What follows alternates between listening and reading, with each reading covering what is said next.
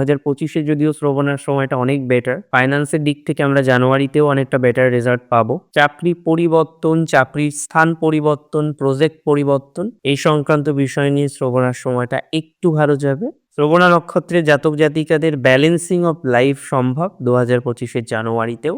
15 তারিখের পর শ্রবণার টাইমটা একটু বেটার যাবে। শ্রবণার যে সমস্ত জাতক জাতিকারা পুলিশ লাইনে আছেন, যে কোনো ধরনের প্রভাবশালী যে সমস্ত জাতক জাতিকারা, তাদের পজিটিভিটি বাড়তে চলেছে। শ্রবণার ম্যারিটাল লাইফ রিলেটেড বিষয়ে যোগাযোগের মাত্রাক্রম বাড়বে। যে কোনো ধরনের marriage and marital life related ম্যাটারে অনেকটা positivity that we can expect আমরা আশা রাখতে পারি।